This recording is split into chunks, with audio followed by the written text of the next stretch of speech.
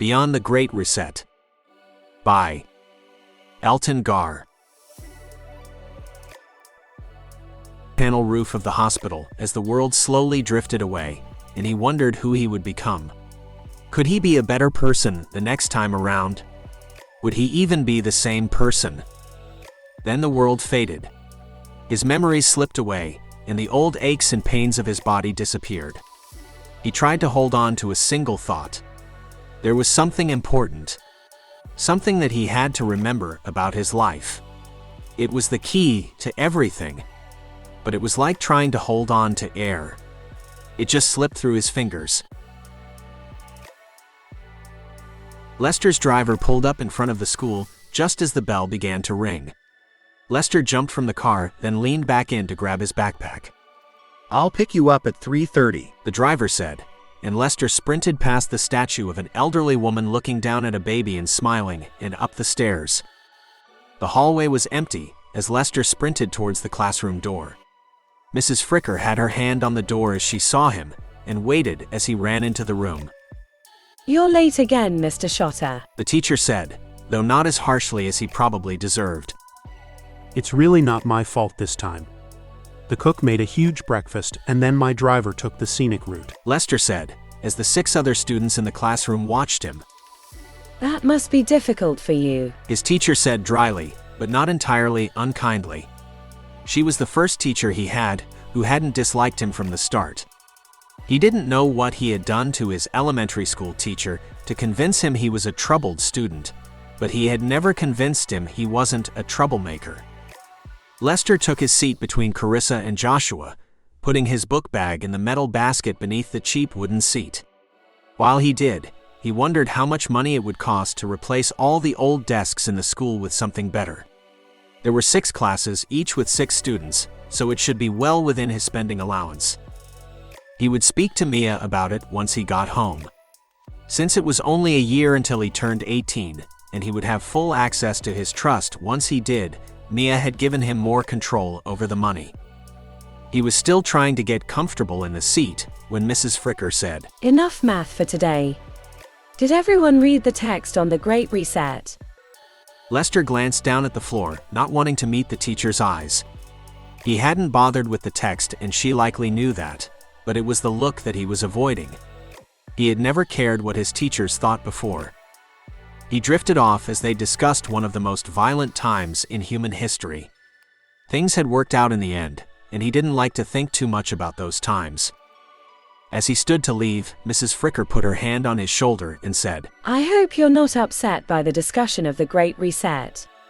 I know it might be a touchy subject." "I don't know what type of rumors have been going around, but my family were just investors in the reset," Lester said. His teacher took her hand off his shoulder and walked over to her desk. She then said, "I think you should sit down, Mr. Schotter." Lester looked around the room full of empty desks, tried to pick out one that might be comfortable, and then sat on the edge of it rather than the seat. Mrs. Fricker didn't seem to care, though she had told him many times to be more careful with the desks. "I just always assumed you knew. I think everyone else did too," Mrs. Fricker said. "Knew what?" Lester asked. "That you're a reset," Mrs. Fricker said. Lester grinned and said, "Almost everyone is a reset, and this is a reset school. I'm bad at history, but I'm not an idiot." He also had the occasional flash of memory like everyone who had reset, but never enough to mean anything. Mrs. Fricker smiled a bit and said, "You are not stupid. But I think you need to talk to Mia about your personal reset history." Lester couldn't look Mrs. Fricker in the eyes. Talking about who people were before reset was taboo, and doing it with your teacher, well, that was just gross.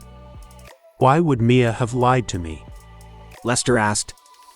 "She must have believed it would be easier if you didn't know who you were. But you are 17. I think it's time you found out." That seemed to be the end of the conversation.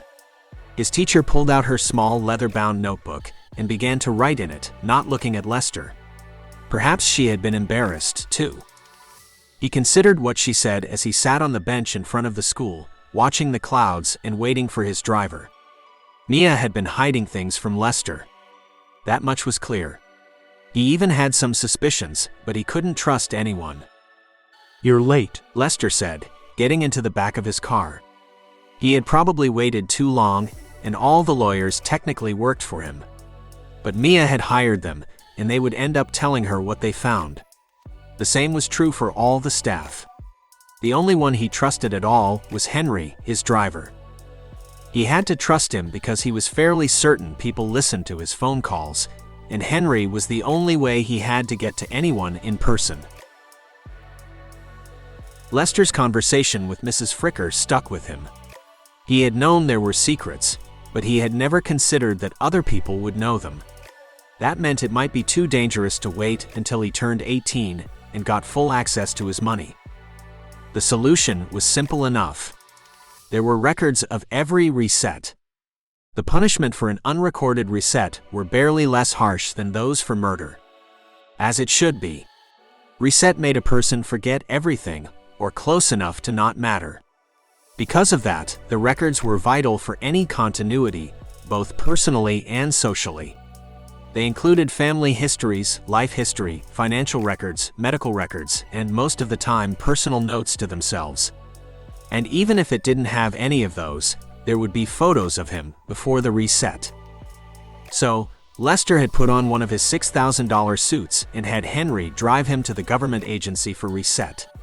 That got him a few odd looks from Henry, but he didn't ask questions beyond where Lester wanted to go. As one of the richest people on the planet, Lester had been to plenty of important buildings. He hadn't believed he could be impressed by simple architecture. He was wrong. It wasn't really the architecture or the size of the building. Both were impressive, but it was something else.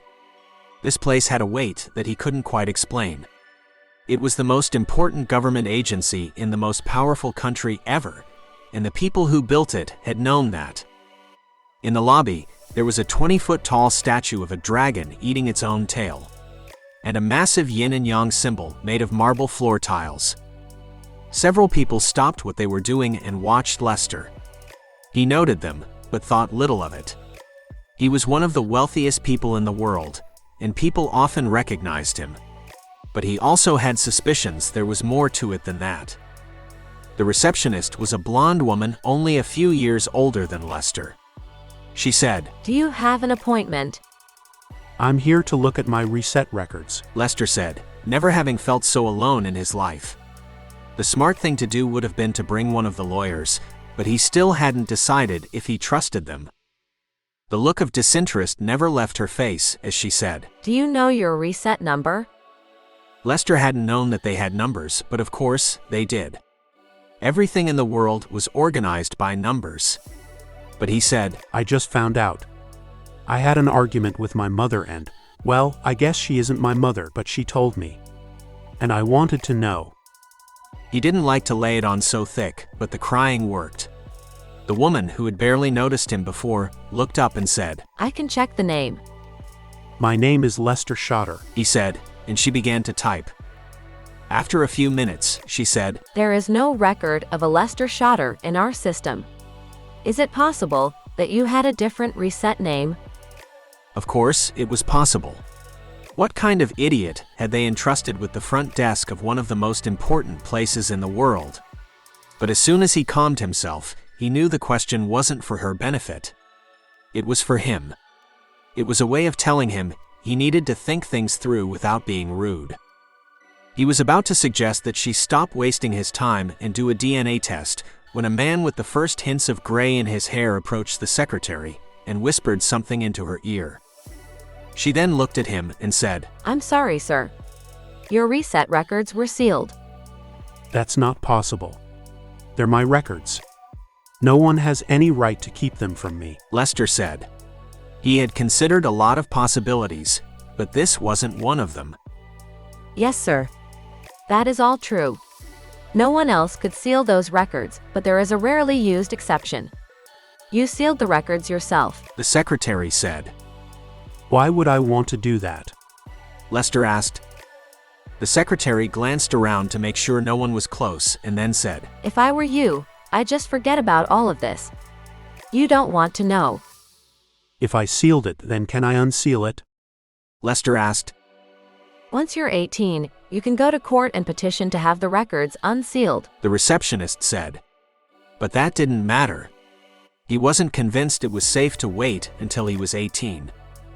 But he also knew how little the average government employee was paid, so he glanced around to make sure no one else was nearby and said, How much to get a copy of them? The woman looked surprised, but then she looked more carefully at his suit. He had already pulled his wallet out and was counting $100 bills. Put that away. She said with a hushed tone and then stood, straightened her dress and said, Come this way.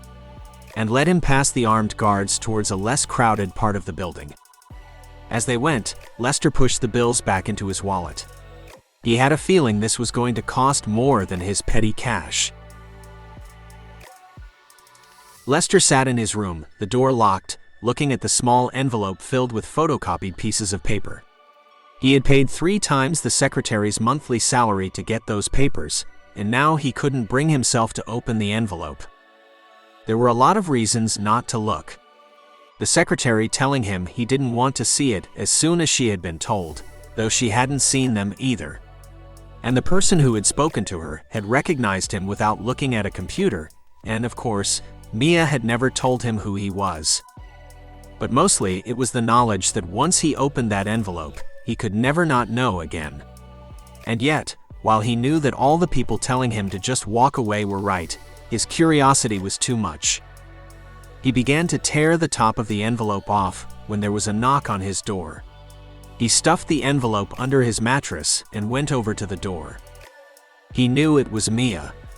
She was wearing her white tennis outfit, her blonde hair perfectly styled and wearing more makeup than looked good on her. She wore a smile that could win awards and stepped into his room without asking.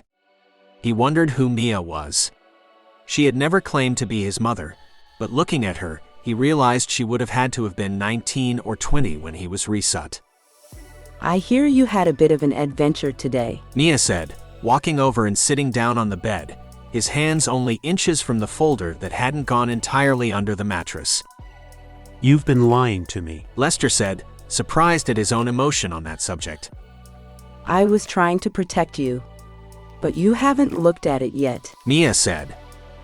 Lester glanced at the envelope, and as soon as he did, he knew it was a mistake. Mia had always read him like a book, and she followed his gaze to the small envelope under his mattress.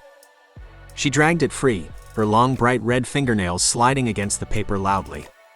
She said, You're almost a man. If you want to find out who you were, you'll find out. So I'm going to give you one last chance to stay happy.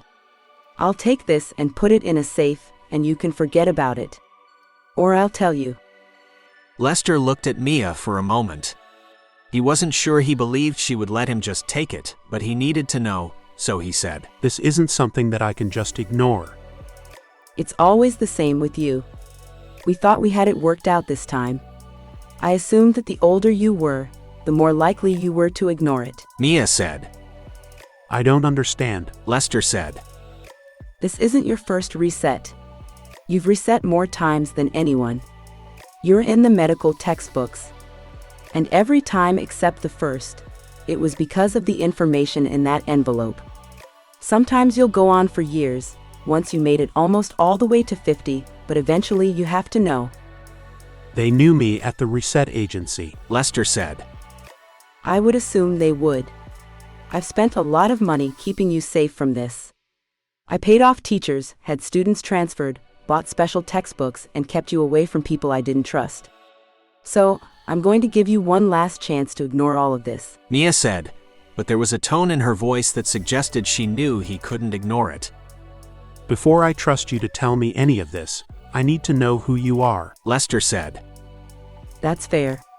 I'm your granddaughter. Mia said. Lester couldn't help but laugh, and then he said, From which reset? None of the small flashes of memories had included children or grandchildren, but there was so little that was hardly surprising. The third one. It was the one you made it to 50 in.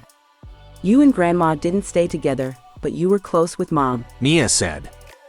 Is there any chance of meeting any of them? Lester asked. You've met some. Mom reset about 25 years ago. She knows who you are, but I think it might be best for now if you don't know who she is. Mia said. You also don't think I should know who I am. Lester said. That was your decision. Are you ready to hear it? Lester thought about it. This was a good life, and he was tempted to just walk away, but knowing what he did, he also knew that it would never stop being in the back of his mind. He'd always wonder.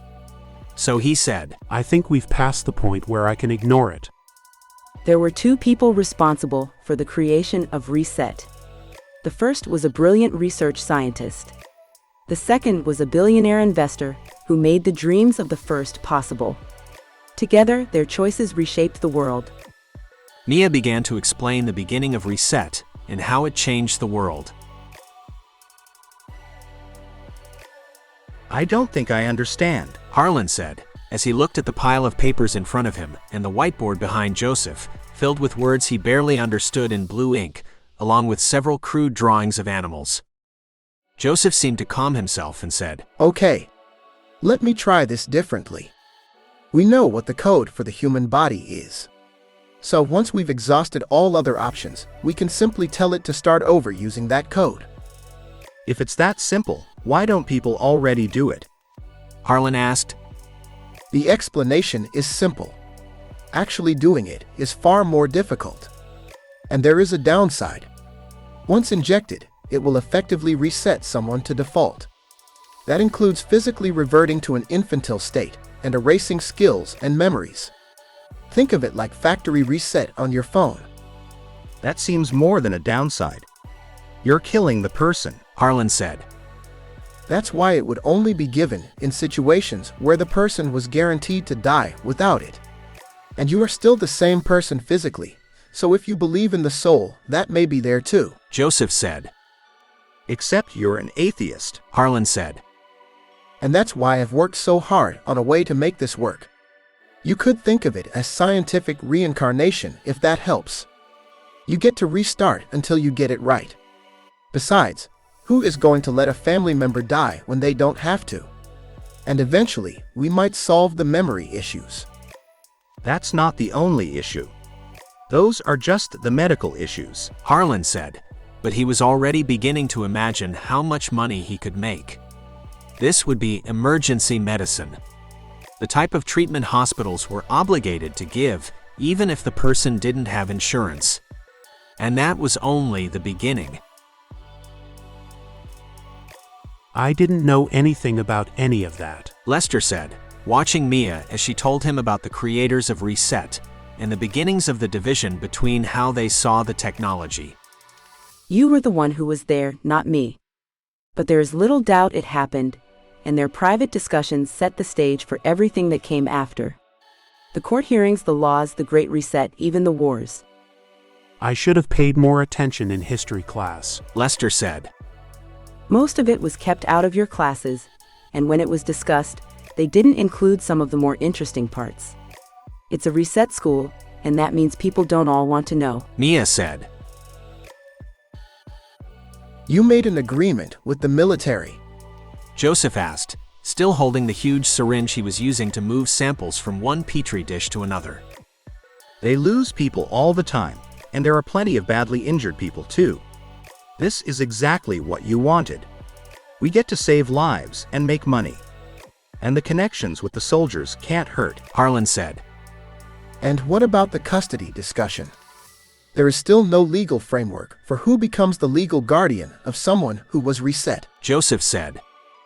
So far, the judges have agreed that it's the same laws as there would be for disabilities. So next of kin. Harlan said. And everyone knows that won't hold up long. There are just too many issues.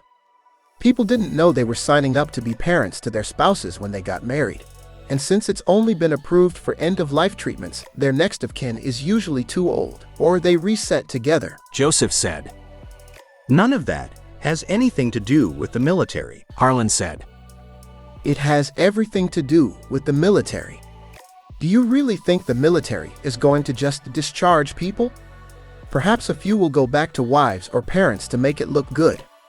But people join the military for a lot of reasons. One of those is a bad family life. You just created the potential for the government to raise children as soldiers. But a lot fewer people are going to die. Harlan said. That's the other problem, isn't it? Joseph said. Now you're just being contrary. Harlan said. Think about it. They'll happily give reset to their soldiers.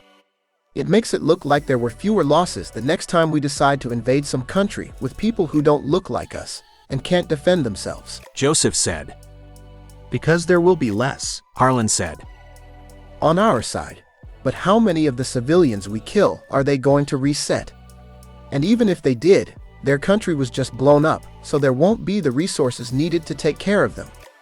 They're going to grow up poor in a country that got blown up by us.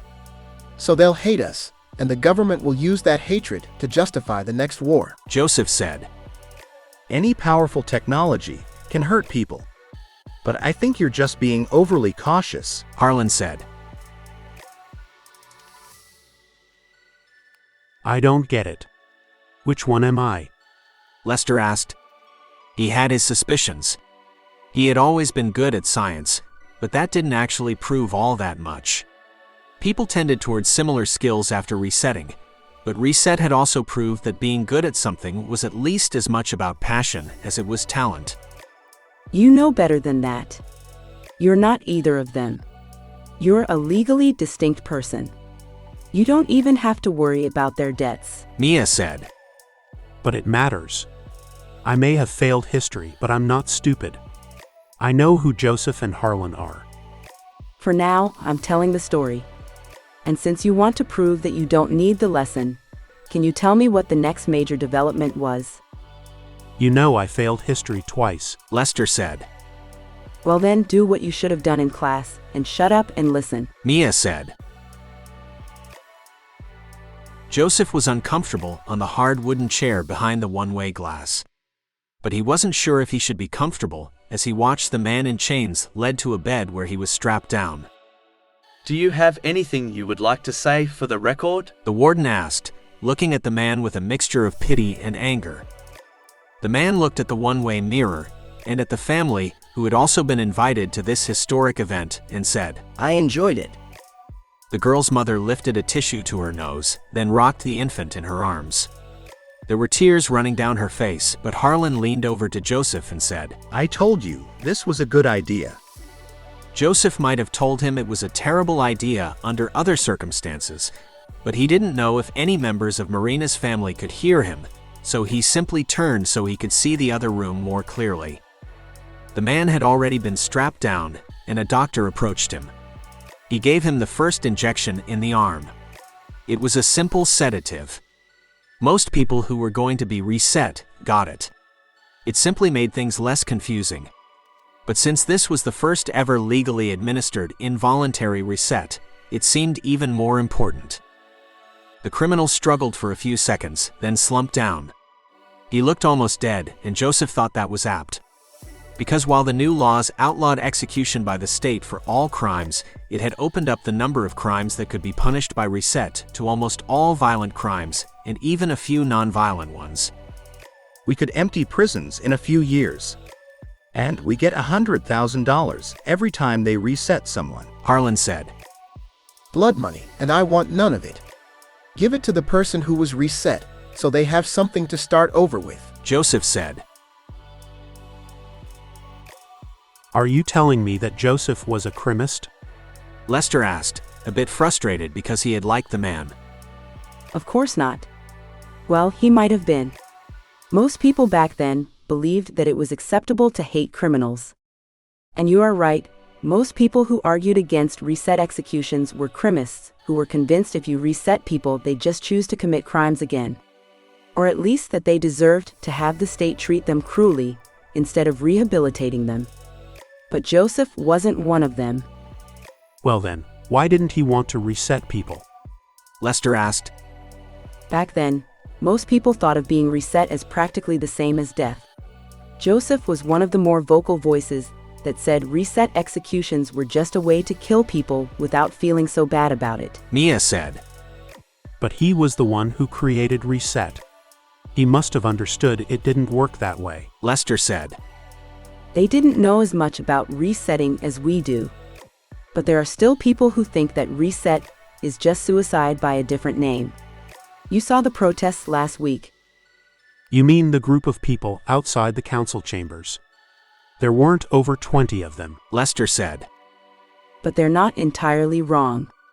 Reset has become the solution to far too many problems. People used to have to face their troubles. Now people get into trouble and then just reset. I still don't understand why I wouldn't want to know who I am.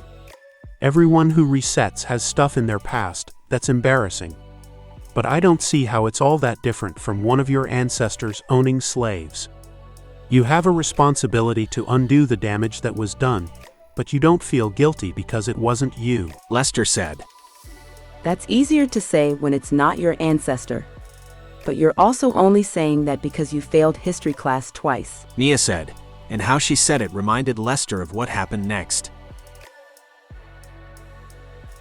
Harlan sat behind the desk and looked around the Oval Office. The people who had worked out of this room had thought themselves the most important people in the world. And perhaps they had been once, back when the world was run by mob rule. Over the last 10 years, it had become increasingly clear to Harlan how bad of an idea that had been. And so, finally, Harlan had stepped in to fix things. At first, it had been behind the scenes, and it hadn't been as hard as he had expected. The key to it all was that no one questioned when someone was reset. There had been a few high-profile cases of celebrities' farewell tours followed by a reset, but other than that, it was always private. So when a few key people were reset, there was no investigation. The hardest part had been picking the right people. If he picked people who spoke out against reset, then it might be questioned. The same with those who had been critical of Harlan, and as he had gotten deeper into politics, there were many of those. So the first person he picked was the wife of Pastor Edward Voren.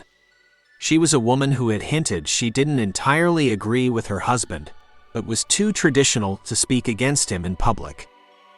Her reset served a dual purpose. It undermined his criticism of reset as being against the will of God, forcing him to either speak out against his wife or admit he was wrong. Either would damage his credibility.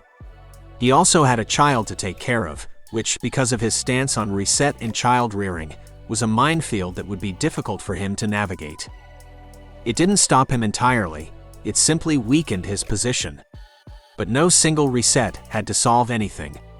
It was the totality of them that mattered, and over the months, Harlan had reset several prominent politicians and a Supreme Court justice. The latter led to a minor constitutional crisis, as the judge had a lifetime appointment. That was solved by one of the rare times that Congress could actually agree on something, and the judge was impeached to make room on the bench. There was, of course, some argument over whether they should wait to remove him until after the election. Just more proof that the belief large groups of people could effectively govern themselves was absurd. He looked around the room one more time and then said, Burn it to the ground. It's time to make way for something new. Historians studying the Great Reset have discovered some of the forced resets, but there are far more who didn't because, over the next few years, the number of resets skyrocketed. Most of them were people who chose to reset just as we now do.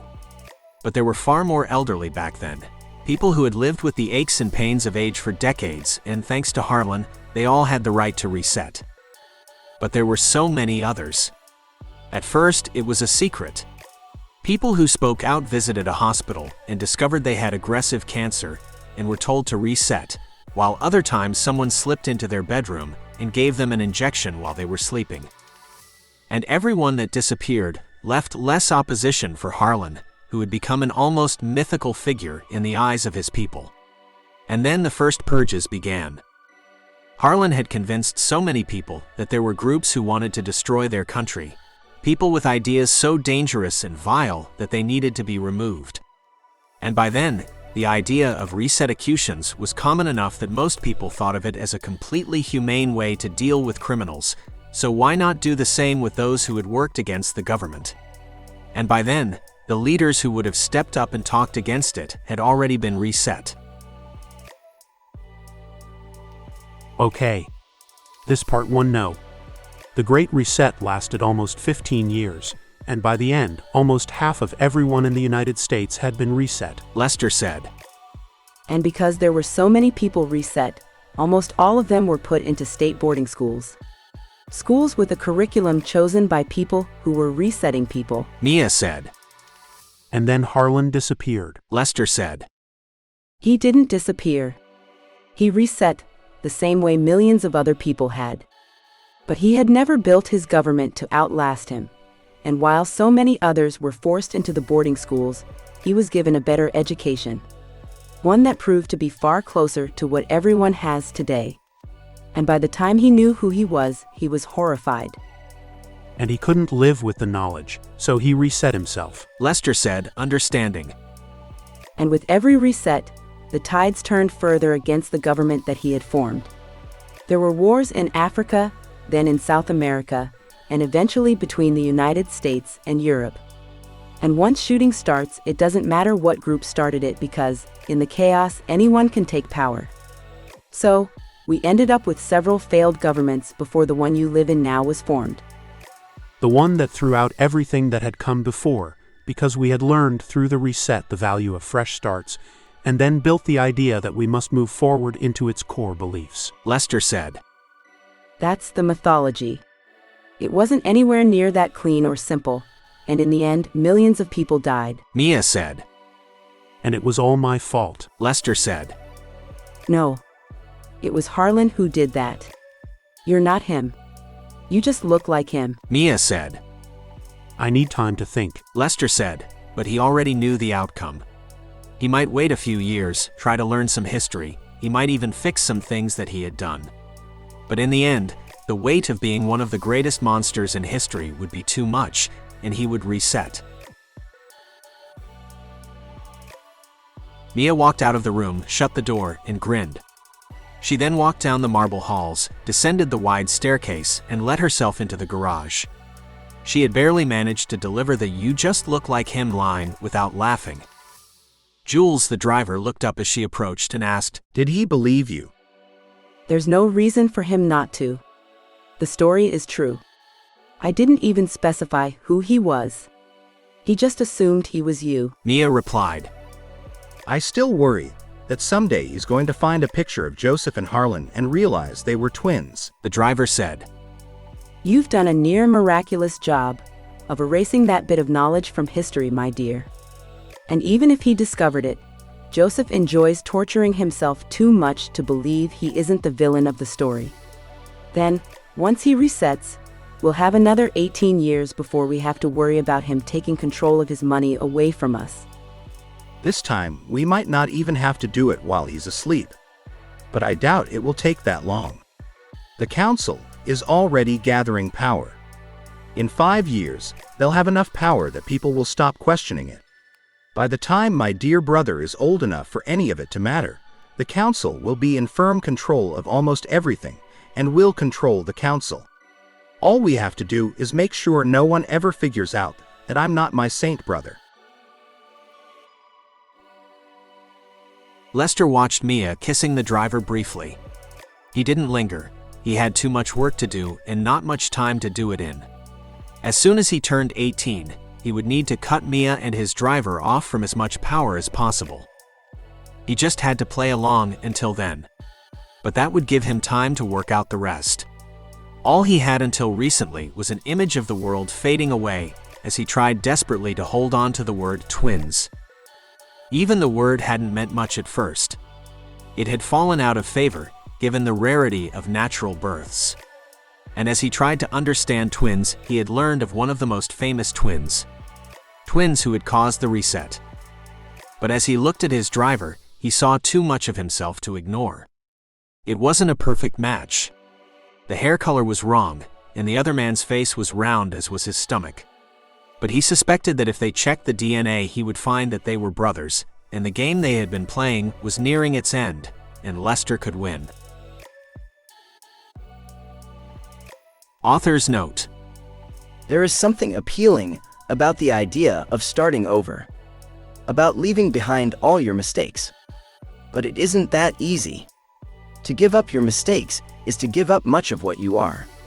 It is through the pains and regrets of our lives that we learn to be better people. It is in understanding how we were wrong that we help the world move forward. All that said, for me this story was fun because I love taking an idea and imagining the world it might create.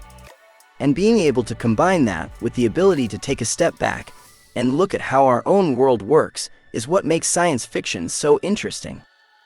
If you enjoyed this, you can sign up for my free newsletter at www.ansci-fi.com or visit my Patreon at patreon.com/Elton. Thank you. Elton Gar.